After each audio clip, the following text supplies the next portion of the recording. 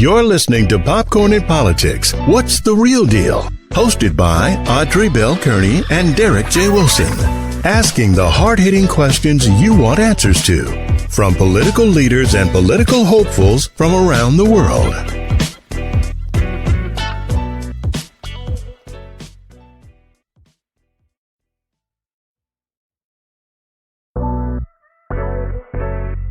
Hold on. There we go. Good afternoon. My hair. I got my hair down today, Derek. Got my hair down. I see. Looking at you. It's so funny because I never wear my hair down, y'all. And I'm looking at. I was gonna get it cut until I was like, oh, I can't get it cut. It really is actually is grown, so I can't cut it because I was about to chop it all off. Let it blow in the wind. Yeah, I guess so. I guess I'll let it blow in the wind. So how you doing today? I'm doing great. How about yourself? I'm doing fantastic. I went to a fight last night, and I've never been to a live boxing match. Someone asked me too, matter of fact, my husband asked me. So Marvin Hagler was my daughter's grandfather, and I had never. When I met his son, he had stopped boxing. Like he stopped boxing in '88. I met his son in '91, so I had never gone to a real fight. So last night, his grandson, my daughter's cousin, had a fight. And when I tell you, I was up close and personal. I was like, oh God, like it was painful to watch because they have like the fights leading up to the main event.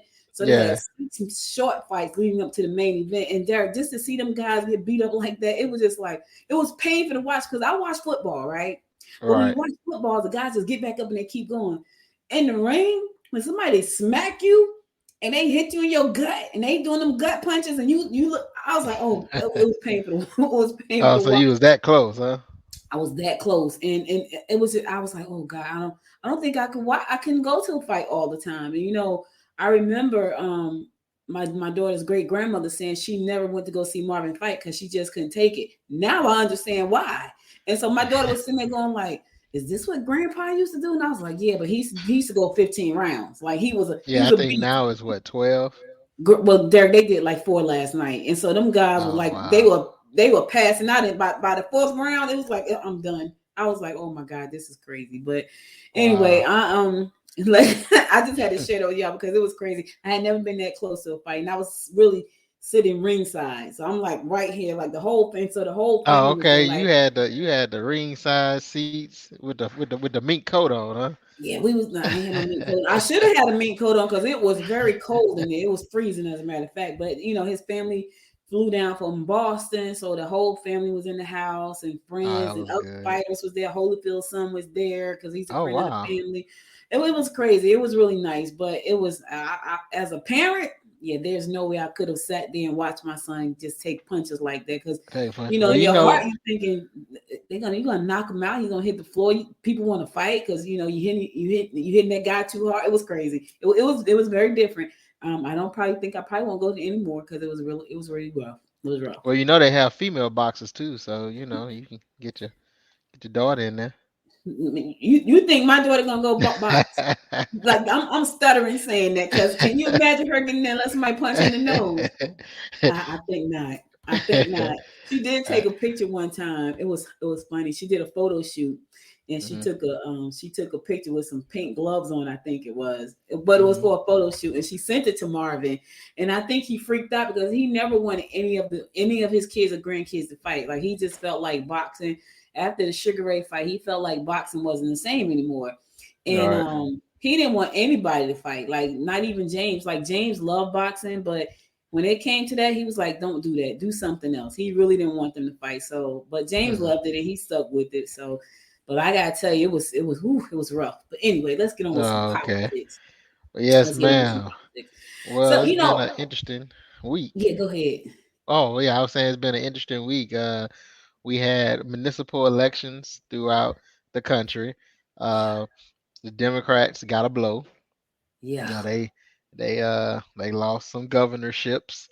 Yes. And some other important seats throughout the country. So maybe that's a wake-up call because actually I think it was a wake-up call because right after that, the House finally passed the infrastructure bill that was been sitting there and tiller-tattling for the past couple of weeks, and so it's been an interesting week in politics. Had some wins locally here in Georgia, as well as some uh, some big races that they should have won throughout the country. Some of those were won, but we also lost some major seats. In one particular, the Virginia governorship. Yeah, everybody was watching that one. Everybody was watching that, and they was like, um, that seat right there is going to be telling for the Democrats. And I was like, oh wow. So when I woke up the next morning and he had lost, because I had to take a minute from politics because I would go to bed at night and me and MSNBC we just like I just had to stop. But anyway, Yeah. everybody was talking about that seat and they were talking about that was a major loss. So what does that really mean though? Like he lost the governorship, but what does that really mean for Democrats moving forward? Well, this could be a sign that Democrats need to get up on their game and step up to the plate come 22, because 22 is the midterm elections, and it would be nice if we can hold on to our seats. I mean, historically, a Democrat president get into office, they lose the midterms. I mean, it's almost like it happens with every administration, because a Republican get into office, they lose the midterms. Uh, so we have to, in order to withstand, we have to, be more inclusive and stop all this back and forth fighting and stop blaming everything on Trump. Okay, Trump Mhm. was in office. Now it's time to move on and lead. I mean, Biden has to stop stumbling. I mean, the Haiti situation was a stumble. I mean, he has to get better, and he can no longer blame Trump for pretty much anything at this point. Just you're the commander in chief, you're the president, whatever responsibility. The Afghanistan, he tried, just whatever the situation is, take responsibility on it and move forward. Uh, you know. With the infrastructure plan, there were some Democrats that did not vote for the plan, including Alexandra Ocasio, and her reason was, we she felt like the Build Back Better plan should have been passed first, and I was like, and I'm looking at the plans, like, well, I kind of agree, like, I mean, like, are we? But do we need it? Do we still need the Build Back Better plan right now? And maybe that was the Uh, point of like we're going to put that one second. Actually, we needed both. Both of them is, Mm-hmm. is, is needed. Um, I respect AOC's opinion and her passion, but I feel like we have to continue. We can't get everything we want, Mm-hmm. and it seems like a lot of with AOC and a lot of other people that follow her is like my way or the highway, and we shouldn't be like that. There should be some compromise. Uh, push the president's agenda. You know, that was my biggest issue with the House when Obama was in office. I felt like, I might get in trouble for this. I felt like Nancy Pelosi was one of the biggest uh, hindering blocks for the Obama administration, because she was too busy politicking with the Republicans, that instead of moving forward, push the president's agenda. Because if you look at the Republicans when Bush was in office, and you definitely look at them when Trump was in office, they push the president's agenda. And we get in there and start trying to politics, and not trying to say that we supposed to lower our standards and more and do, but push the president's agenda. uh so this is one that pass. Now is go back and move on to the Build Back America. I don't see why she would vote against it, but I mean, it's beneficial to her constituents just as well as the Build Back America is beneficial to its constituents. I personally felt like that was a bad vote, but we all have, well, not we, but they all have their you know, vote of yay and nay, and she chose to vote no. Hopefully that doesn't come back and be an issue for her. Uh, but because there has been a lot of Republicans, Marjorie Taylor Greene in Georgia, she voted against it, and that's pretty much the rallying cry for her opponent now. Like, um, but also I know Carolyn Bordeaux was on the fence, and I know a lot of people, a lot of ads, and a lot of not protests per se, but a lot of constituents that were doing writing campaigns, phone calls, to get her to vote for it. So the Democratic constituents wanted this infrastructure bill. So as a Democrat to vote against it, I just hope that it isn't costly because we do not need to lose any seats. If anything, we need to gain more seats in order to continue to fight for democracy and push this country forward.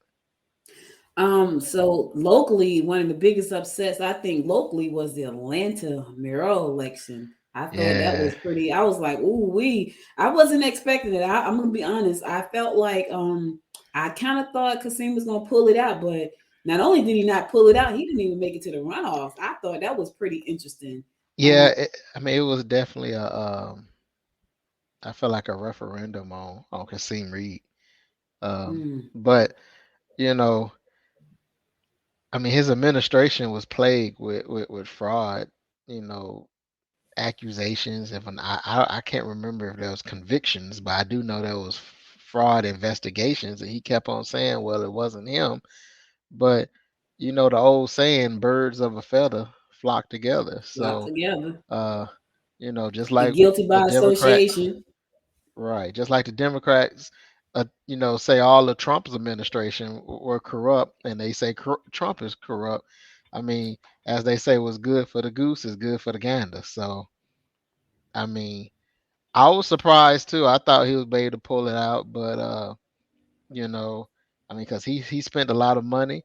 His attack ads was all over the place, and so now I'm just interested to see who will pull out. I tell people just because you're in first place does not mean you will win that runoff. Speaking from experience, so And Felicia and Moore would and, definitely and have to work.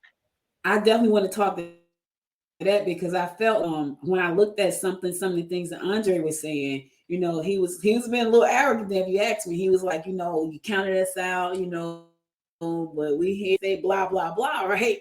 And I'm saying to myself, now I looked at the numbers last year, and I saw Derek was in the lead and get to the runoff, and like what? So I was like, okay, has he been a little bit arrogant about that? Because he was like, it was pretty much like I'm here. They counted me out because I wasn't well known. And then I was like, oh, okay, I see you. What do you think about that? Because he's run against Felicia and she's fought a strong fight so far. And I'm not saying he won't win. I felt like, okay, maybe you should just kind of like a little bit. Well, so from a person who was in the first place position, um, I think the first place can get complacent. I Mm, won it. I actually got the most votes. I just need you to come back, do it again. And I think you get complacent.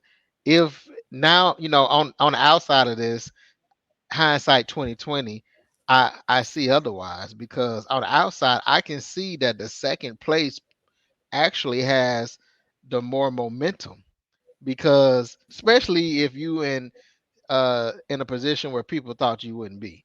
I mean, you would think in my situation I would have been, in a position because I was definitely in a spot that no one thought I would be.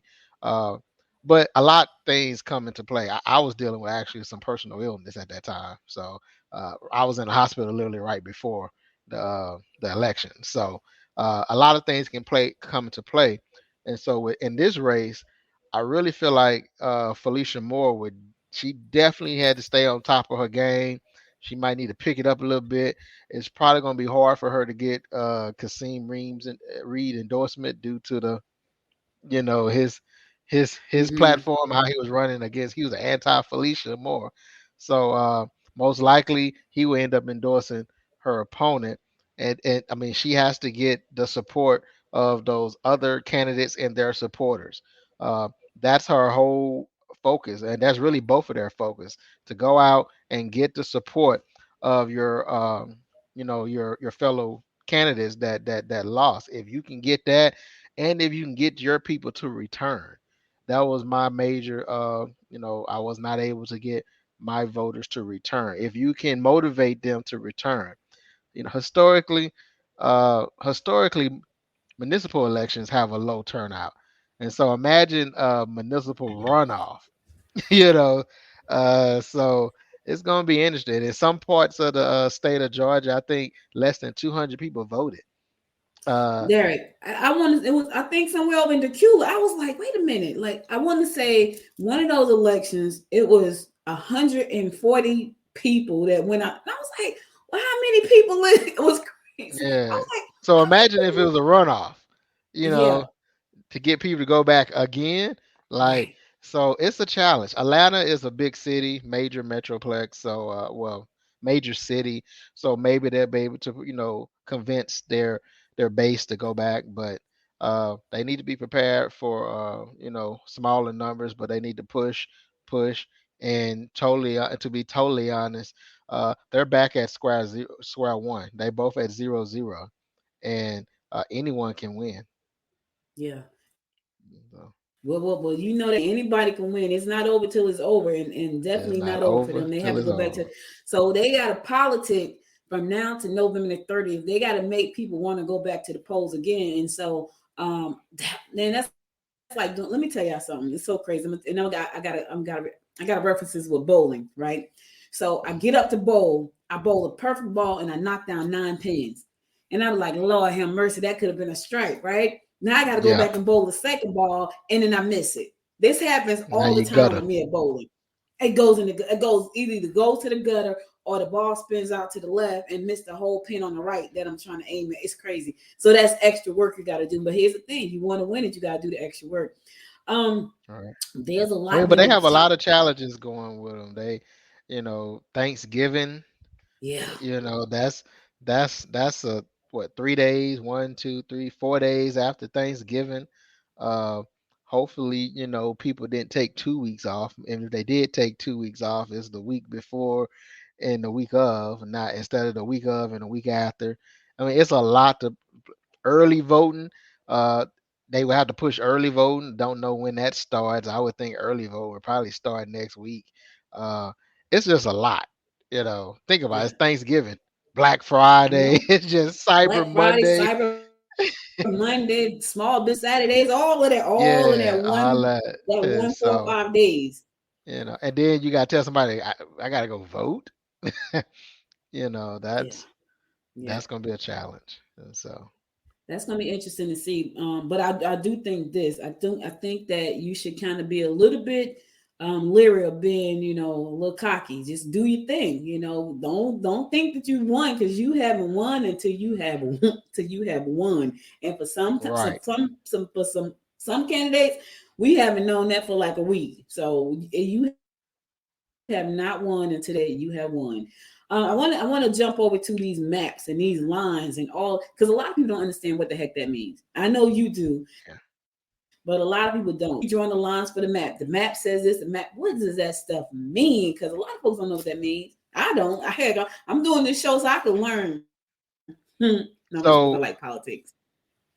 every 10 years in the U.S. we have this thing called the census. And then, people think, oh, the census is just for the U.S. to count, see how many people in there. Uh, yes, it is to count, see how many people is in the country, but it also determines, funding, and it determines lines. And when we say lines, we mean districts, areas, whatever you want to call it. And you have, it determines the federal lines for the U.S. Congress people. It determines the state lines for the U.S. I mean, for each state's House of Representatives, and House and state senators. It determines each counties, how they broken down, whether they have commissioners. I know in Texas they have, well, there's commissioners, and then you have a county judge, and so it breaks down how your district is, and in some cases it could go all the way down to your school board, and how those lines are drawn based on the areas. But I think those are more based on attendance of those schools. Um, and that's important because I know, well, I ain't gonna say I know. I would hope that everyone who studied any part of the U.S. history heard of the term gerrymandering, Mm-hmm. which is when a political party draw the lines, either based on race or based on to benefit them. Usually, gerrymandering is done by a particular party, and is based on racial lines. So you draw this line to put all the minorities, or to cut the line if it's too many minorities based, and so this particular person kept winning for the past 10 years, or this particular party kept winning for the past 10 years, well, we gonna cut that in half and dilute it. And it's I mean, people, the lines are serious. You go to court over it. It could be big fights over it, all the way up to the Supreme Court. uh, it is big. Not only does it determine your elected official, but it also determines where money is spent, attention is paid, and it's a major ordeal when it comes down to redistricting. Now let me ask you this, because I think this is the part that probably confuses a lot of people. So they draw the lines, they gerrymander, they do all these things they do, right?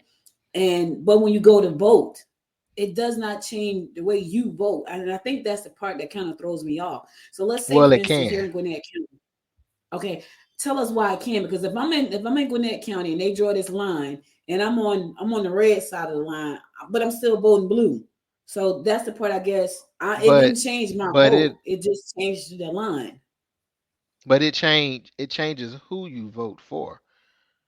uh as in, let's say, like, okay, right now, if let's say you live in, I'm just throwing out some numbers, let's say you live in District 1, and your representative is, Jerome Jackson, and then they draw the line, so now you no longer live in District 1, you live in District 2. Mm-hmm. So you can no longer vote for Jerome. Now you have to either vote for whoever the District 2 people candidates are, the incumbent is. And since you use Gwinnett as an example, uh, one of the House seats, two seats in the Gwinnett County.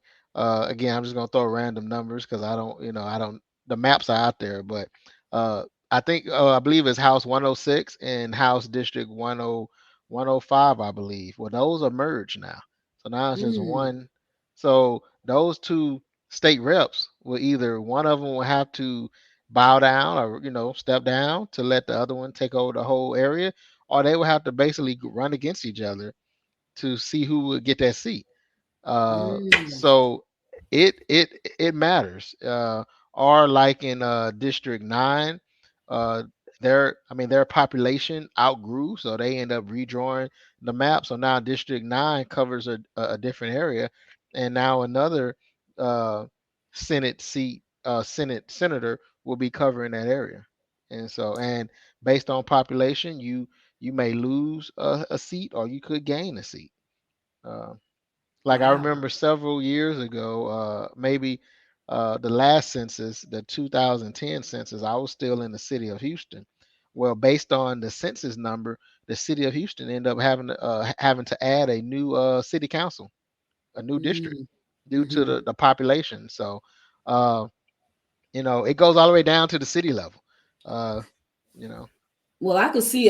Well, Gwinnett is growing so rapidly. Like everywhere you look, there's like development for new houses. I'm talking about everywhere. Like I was driving Chandler Avenue the other day, and I hadn't driven that road in a minute, but it's houses. They're building a whole subdivision over there. They're everywhere, like everywhere. I went down Rosebud one day, and I used to love driving Rosebud because I felt like even though I was still in the city, when you get on Rosebud in a certain part, you in the country look like, right? Not yeah, now. It's yeah, houses all over there. Even over in Grayson behind where Sam's on Main is, they're building a whole subdivision back there. So yeah. I'm wondering, will it ever be a time where we have to add more commissioners or whatever? Because I feel like we're just growing rapidly, like quickly. Well, that's definitely a discussion that they are having, or will be having, in the coming months, weeks, months, probably early January. Because again, it's every line from federal, state, county, city. Well, city, if the population grows, or the city can get new posts or whatever. But same thing with the county. The county lines will be redrawn. Uh, will an additional or two uh, districts be created. That has yet to be determined. Is based on the population. Mind you, Gwinnett only has five counties. Well, I mean five commissioners. You have a chairwoman, and then you have four commissioners. Other counties like DeKalb, they have like nine. Wow, really? So yeah, and so it's other counties have more than five, and then some only have five. Some have three. It has to be an odd number, so it won't be a tie. So But Gwinnett could gain two more, or they could Gwinnett is draw it bigger than from DeKalb, right? Yeah, Gwinnett's the second population biggest. wise. Yeah, Yes, but yeah. it's all based on each county's governmental structure.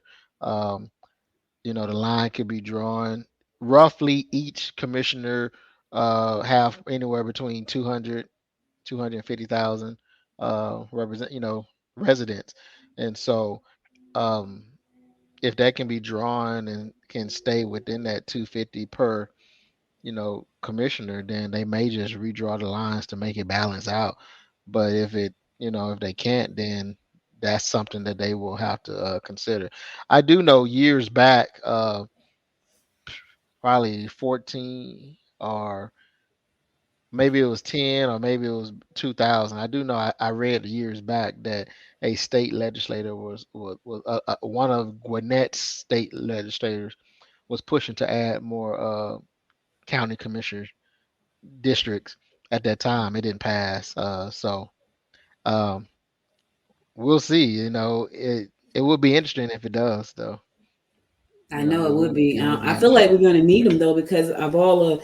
I mean, heck, I'm out riding and I can even go downtown Lawrenceville, like behind what's that Perry Street. If you go down Perry Street, there's all Yeah. new construction. It's new construction everywhere. It's I crazy. mean, Gwinnett is definitely growing. They have that new theater that they built in Lawrenceville, which I can't wait to go visit. Me too. Uh, and so it's lovely. Then the parks there. Gwinnett is building new parks, and it's growing. It's growing. It is growing. I think some people are worried though. There are a lot of people who are saying, you know what, we don't know if we want all of this growth, this rapid growth we're having. But here's the thing, I don't see you being able to stop it honestly. And when I look at all the construction that's going around, I just don't see it. I know one of the big major things right now is where Gwinnett Place Mall is, and they're asking for the input of the public. Like, we want to know what you want us to put here, which I think that's pretty cool because Yeah. you get to have a say so in what goes in that spot. Now, my guess is that even though you get to say that, it's still going to be like a mixed use development over there. So, Yeah. I don't know I think exactly. those are interesting though when they do those surveys and those elections. And again, I'm originally from Houston, and the Astrodome. Um, the Astro, Astrodome what? Astro who? No, go ahead. I'm sorry. the Go ahead. Sorry. Astrodome, which is it was built back in the 80s, 70s, maybe, and supposed to, or the 60s, one of them. It was supposed to have been the first. It was the first dome stadium in the country, if not the world, and it was this big deal. And so I remember again before I left, moved from Houston, it was on the ballot at least twice of what to do with the dome, and every time the city didn't get what they want, they was like, okay, yeah, well, we'll scratch it and do another plan. Or it's just, I have a feeling that at the end of the day, uh the counties, cities, whatever, still end up doing what they deem is best. Because at that time, that's when Houston had a bid for the Olympics, and so they would want to turn it into one of the stadiums for the Olympics, and then they didn't get the bid, and so and then the residents voted against it. Actually, the residents voted to just demolish it, and they were like, "No, we're not doing that." And Mhm. so um, with Gwinnett Place Mall, um, this is not the first time there's been a study or a survey out of what to do with this mall, and so me personally wish they just hurry up and do something with it. Don't keep. That's the biggest thing to annoy me. Don't keep asking me what I think about something after I already told you what I think about it. If I say I like it, I like it, I like it. Don't you sure? You sure? So and that's what government seems to do on a regular basis.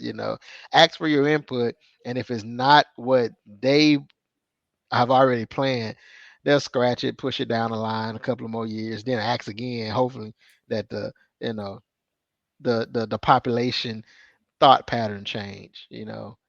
Transportation is one of them that they It's keep. so it's so funny. You want to see some people heated about some topics? Go to next door, right? I don't know if you Oh, ever. Oh my God, people on next door. People on next door. They hate the fact that it's growing so rapidly. I went down Grayson Highway, even right here in front of the fairgrounds on Lawrenceville, right? So it used to be 36 acres right there. And now you go there, all the trees are gone. They're about to build something. So what did I do? I go to next door, like, what's gonna be, what are they putting on Snellville across from the fairground? Well, what did I do that for? Everybody is just pissed off about, all the adding more houses. It's crazy. You want to know about next door? You want to know about what people think? Go to next door, and they'll surely tell you there.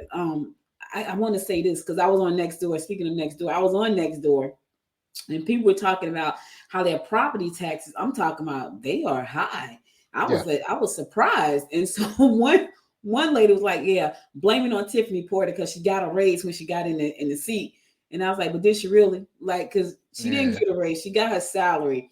But she was like blaming on Tiffany Porter because she got in there. She requested a raise right out the gate. And, I had to like drop my 2 cents. And like, did she really though? Like, you need to go back and check that out. But the taxes are nuts. But what's interesting about it, so people complain about the taxes, right? Oh, the property taxes, they're all too high. They too high. Then those are the same people say, well, don't put that over here because it's gonna lower our property value. Your taxes is based on your property value. So you don't want this development because it's gonna lower your property value, and then you're the same one that's in the line complaining about your property value is too high. You know, uh, you can't have both sides of the spectrum. You have to pick a side. And also if you look at the majority of the people protesting are people who live in neighborhoods that somebody else was protesting against. If you have not been in your home longer than 20 years, 9 times out of 10, the people that's been around, the people that's been around 20, 30 years, they protested your neighborhood that was built, and now you protesting that, like if your house is less than 10 years old, somebody protested your neighborhood. They didn't want your neighborhood built. And now all you're doing is complete, the cycle. And people don't understand that it's a cycle. And one number one complaints you hear is renters and transit people. We don't want those here. And I find that interesting because one, everyone can't afford to own a home in Gwinnett County. One. And two, just because you are a renter doesn't mean you do not care or you're not concerned about your area. I mean, I'm a renter and I ran for office. I'm a renter and I'm on boards and commissions, and I'm very active in my community.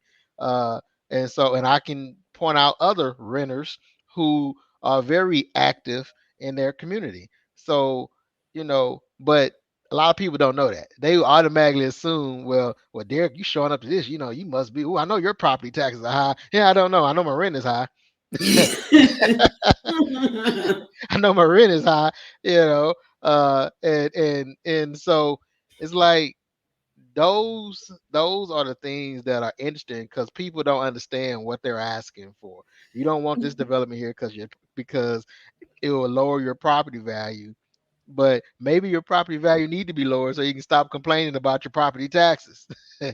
But Derek, I don't even think people know that. They don't know why their property taxes go up. They just know that, and they went up substantially according to some people. But they probably don't even know why their taxes went up. Because if you're saying that the reason their taxes went up is because their property value went up, well, heck, look around. I saw a house down the street from me that originally sold for $180. The house is on the market right now for $399. It's the same house on the same land. I'm like, what? The same house on the exact same nothing land. changed. Yeah. It was $180. Now it's $399. So I think people need to understand, like, why are my taxes going up? It's not because according to what you just said, it's because the property value went up. Well, It's look it's around you, everything is going up. it's because the property value. I remember when the article came out in Gwinnett County that the county commissioners have voted to leave the millage rate the same, and people are like, oh, what that mean our property? I mean, what that mean our taxes are going up? And I'm sitting back reading this like they literally voted to not raise the millage rate, but people saying their taxes are going up is because your property value went up. You know, Mhm. like but when your property value goes up, that's associated with your taxes, that's associated with your insurance.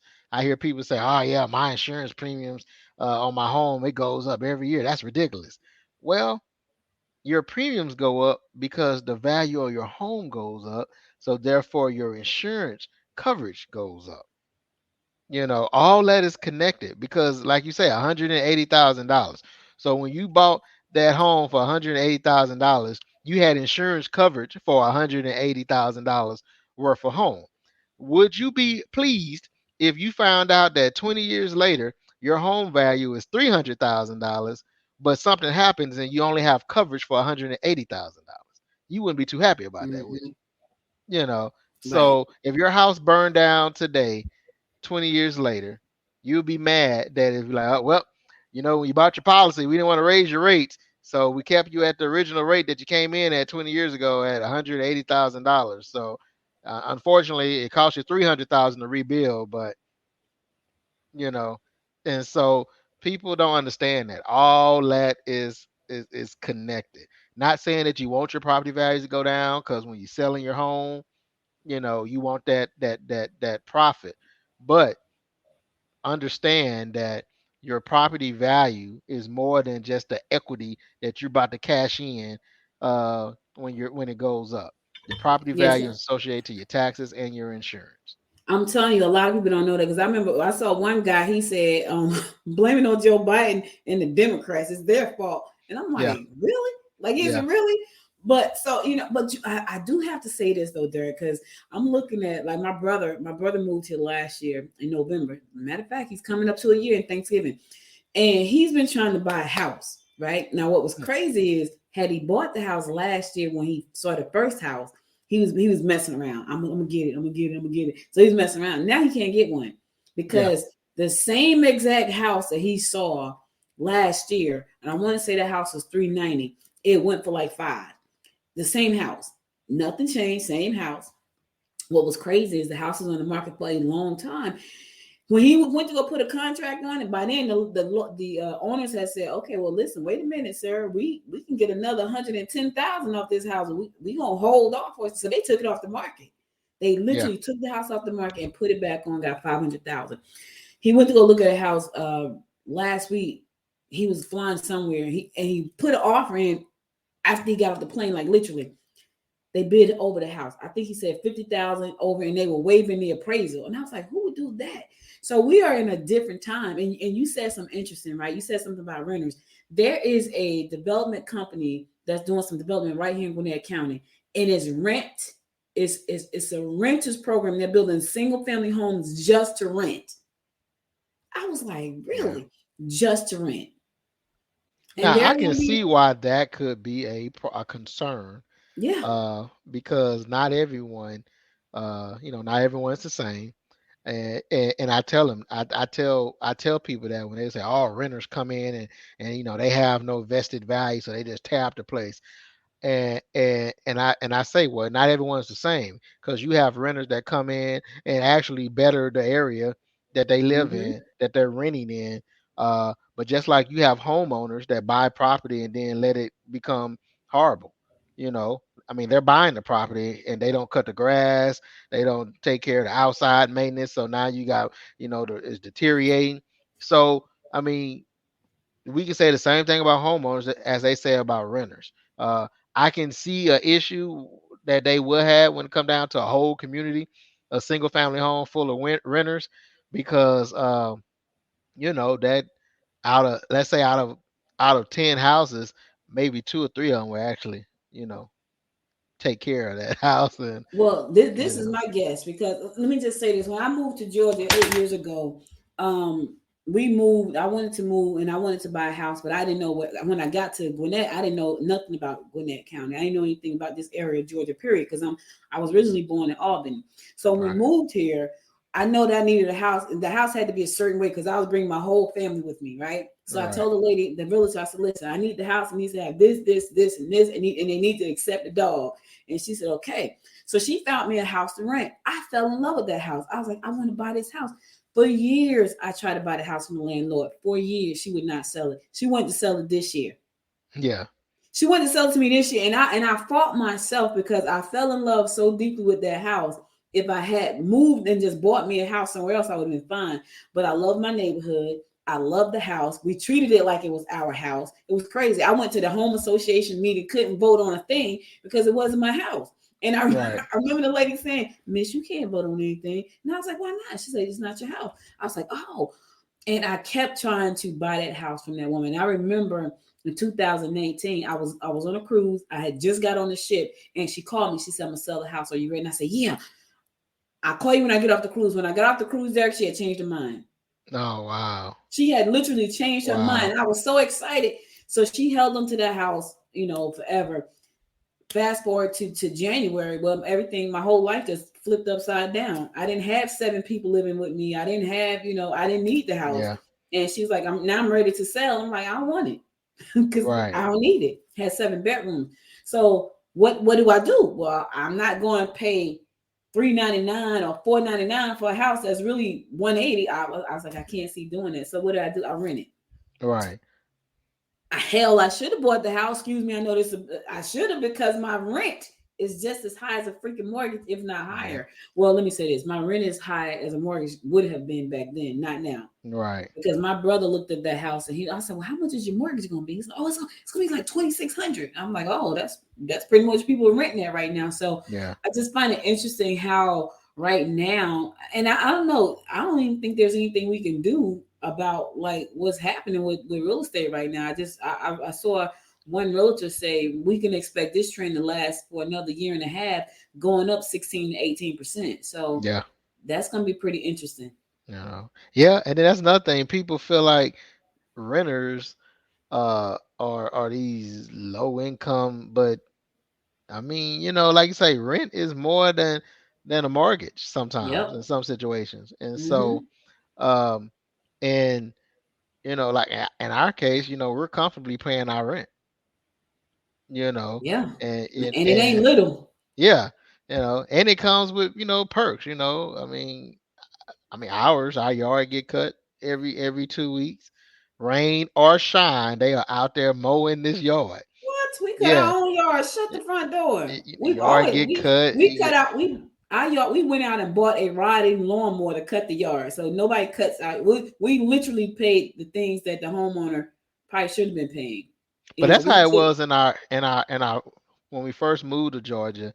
We was in a rental, and like you, I offered to buy that home multiple times, and the landlord did not want to sell. the The landlord wanted to sell when I said, "Yeah, we're moving out." Oh, whoa, whoa, whoa, well, nah. By that time, we didn't already found interest in something else, you know. hmm But mind you, we was there 5 years, Yep. I and was at eight. every year when it was time for renew, I was like, I really would be interested in purchasing. Oh, we're not ready to sell right now. Okay, it was time for the renew, and I put in the 60-day notice. Oh, well, where you going? At that time, we were in the process of buying a house, and that was a totally different conversation for another day. But that was disappointing. But we was in the process of buying a house, and so we were like, nah, we was building a house from scratch, and so it was like, no, we decided to go a different option. So she was upset, and then she ended up selling the house. Like once we moved out, she sold the house Yeah. to Well, a that's to an investor, like a company, but she sold the house. wow. Well, because that's what happened. So what happened was what's going on right now, and I don't think a lot of people even know this, is that there are a lot of hedge fund hedge funds that are buying up all these houses, because you kept saying, well, why are there no houses on the market? Well, they're buying them up and they're renting them. And the reason I know that is because a realtor said to me when I was about to move, because I was like, well, I don't want to buy this house now. It has a lot of issues because, she wasn't a very good landlord. And we could do as a renter, but she wasn't good. And I didn't need all that space anymore. I was like, well, I don't need 7 bedrooms, 3 people. Right. I don't need all that room anymore. And so the guy said to me, the realtor, when I went to him, I was like, look, I need a place, and I need to just get this over with, because I got 8 years worth of stuff. And I want to say another word, but I don't want to be politically correct. But I got 8 years worth of stuff in my house, and it's just I need to get rid of it. And he said to me, Audrey, you're gonna have a tough time, because a realtor, they make $200 off a rental. I was like, really? He's like, yeah. He says, so what you do is you find one of these hedge funds companies, and you go to them and they'll get you a house. And he gave me 2, and I went to one, and just like that, Derek, I was like, what the heck? Yeah. That's when I learned about the hedge fund. So I was like, okay. So what I said to my husband, I'm like, look, I want to build a house, right? I want to build the house. I want to build a ranch. That's our plan. We need to make that happen, because I can't keep paying what we pay for rent when we could be paying for mortgage. Exactly.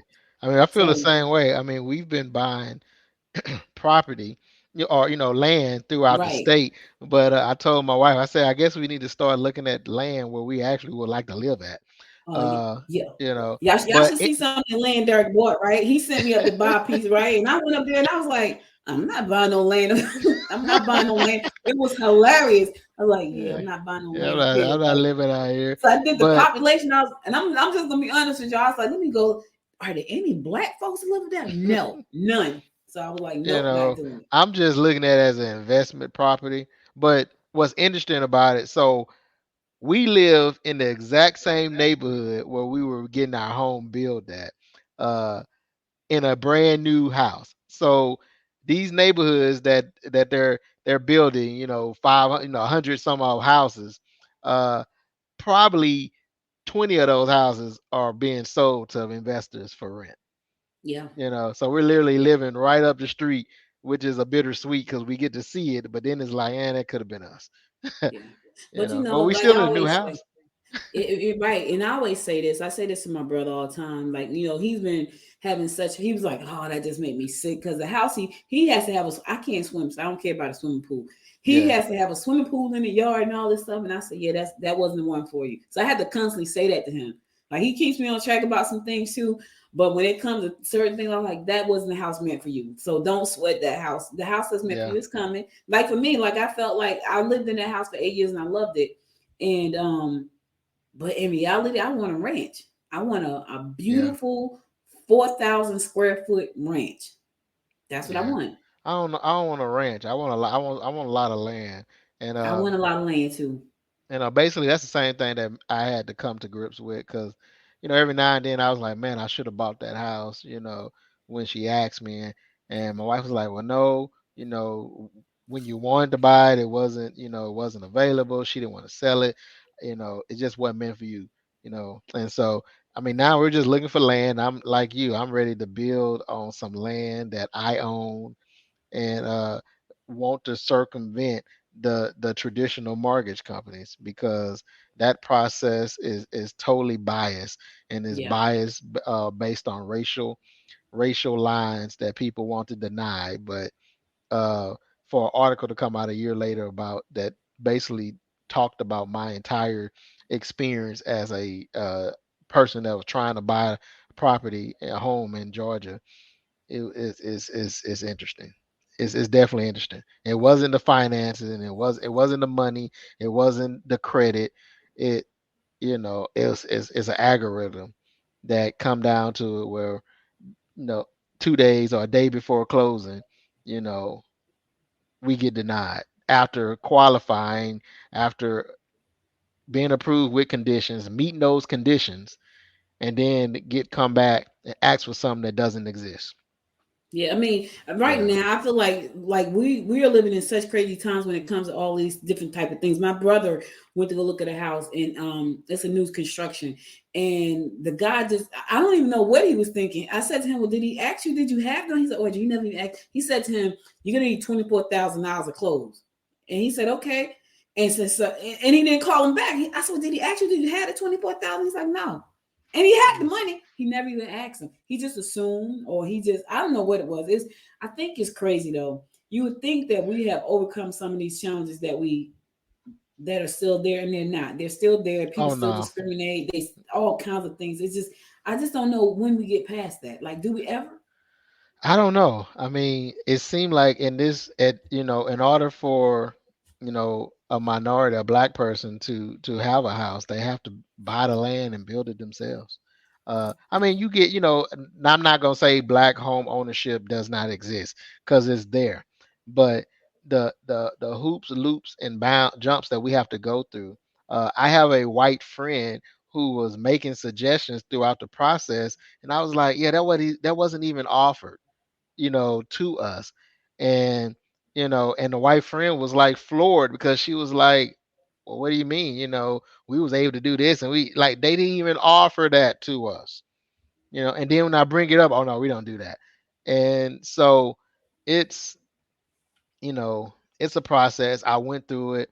I was totally upset, but like you said, it wasn't meant to be. Like my wife said, it wasn't meant to be. Yeah. Stay focused. And so that, that's why I say people need to stop, you know, brushing a broad brush of renters, because not all renters, one, want to be renters forever, and not all renters do not care about their area because they're just temporarily there. Most renters, if they're able to afford it, most renters stay in their place for a long time. Yeah. I have a family member that has been in an apartment, the exact same apartment, for 17 years. Yeah, I mean, I stayed for 8 years in that house, but I really wanted it until I didn't need it anymore. And then when I didn't need it, she offered it to me. I can say this too. Sometimes people just don't want the responsibility, because trust me when Yep. I tell you this, I've owned a house before, and it comes with a huge responsibility. I'm talking about huge, and I remember when I bought my house in Jersey. I remember the first, so the day before we closed, the day before, my mom and I'm never gonna forget this. We were sitting in KFC in a town called Woodbridge, which was about probably 40 minutes from where I lived. The lady called me. She said, "Hey, you need to get renters flood insurance." And I was like, "Flood insurance by tomorrow?" I was like, "Why I need flood insurance?" She's like, "Well, they said you need flood insurance." Now, mind you, when it should have been a red flag. When the realtor took me in one day when it rained, she said, "Come on, let's go. It rain. Let's go look in the house, make sure there's no water. No water anywhere, Derek. None. Hmm. Dry as a chip." Call me the day before the closing. Hey, you need flood insurance, right? I'm like, so I'm having a fit because flood insurance is 2,500 and I got to pay it all like right now. I'm mad as spit. I paid the flood insurance. We close the next day. A week later, it floods.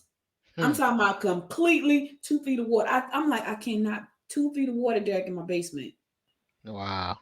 A couple of days after we closed on the house, we're at Walmart buying all this because we got a new house, buying all this stuff for the house. Come back home and there's water pouring down at the front door. You open the front, there's just water just full. I was like, pipe burst. Wow. Pipe Yeah. burst. 2 weeks later, the basement floods 2 feet of water. They got to come and tear all the walls out the basement, do mold remediation, and then I got to build back. I built back better, Hmm. right? Build back better. Let my little brother come live with me. About let me see, it was Hurricane Sandy, I think it was. Yeah. Hurricane Sandy comes along, 2 feet of water. Well, at least you got flood insurance. But I had flood insurance. Yeah. But I had yeah, it comes with a lot of responsibility. And like I say, I mean, we get so many, you get so many perks for for your rental. Like I say, one of ours that I was excited about was they cut our yard. They cut our Ooh, good yard, hours. and then you get maintenance, Yeah. and we use ours. Oh, well, toilet clog, yeah, I'm the man of the house. I'm the man that calls the man. Yeah, so yeah, I mean, it has its benefits, and so but some people enjoys that benefit. Like again, Yeah. my family member that's been in an apartment for 17 some odd years, they enjoy it. And then after she been there 17 years, and I think she had her apartment redone literally like 3 times, 17 years. So she got new appliances. They came and put out the carpet. Then now she built her own apartment. They're like, okay, man, what color carpet would you like? Or do you want carpet, or do you want different type of flooring?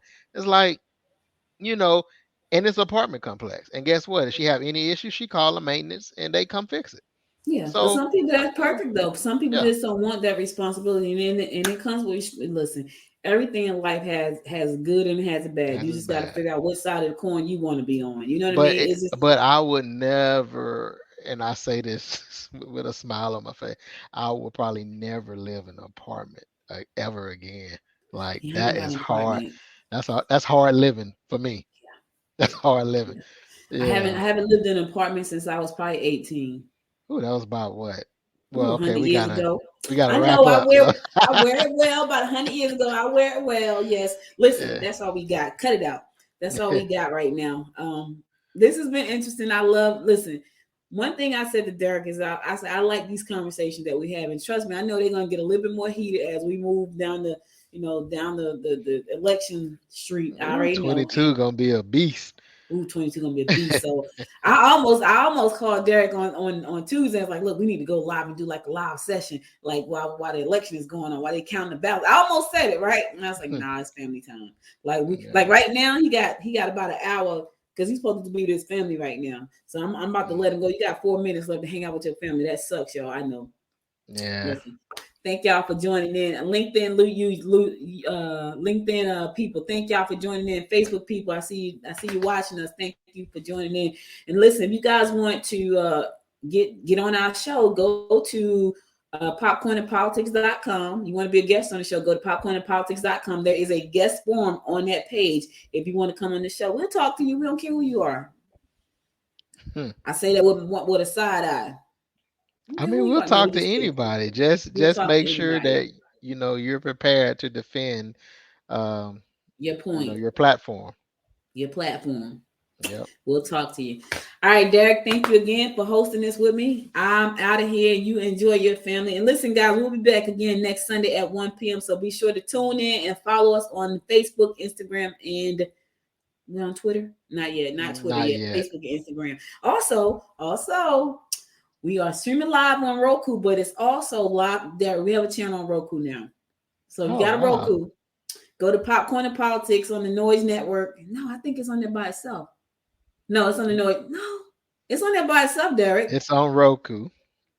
Popcorn and Politics. Popcorn and Politics. And also, we can't forget that we're on American One Radio. Oh my God, I forget to say that. Listen, we also streaming live on American One Radio. So thank you, American One Radio, for broadcasting us live. We really appreciate you for that. Listen, we still a little rough around the edges. We're getting it down, Pat. This is only our second or third episode? Third episode. We're getting better, guys. Listen, y'all know I talk every day, Monday through Friday, Monday through Thursday, but I'm talking about myself. Just on Sundays, I'm talking with Derek and some political hopefuls or political leaders. We're going to get more of them coming on too. So just make sure to tune in and follow us. Show us some love. You can listen to the show on Apple Podcasts and all those places. Follow us and subscribe to the show there. Thank you again. Go and enjoy your family. I'll talk to you later, my brother. Until next time, people, make it a great day. Bye now. Bye. Have a good one.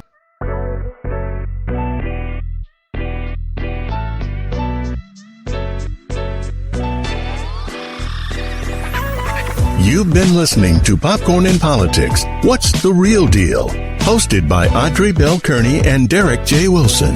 Be sure to subscribe to the show and share it with your family and friends. To support the show, visit us on the web at www.popcornandpolitics.com. Connect with us on Facebook at Progressive Popcorn and on Instagram at Popcorn Politics Podcast.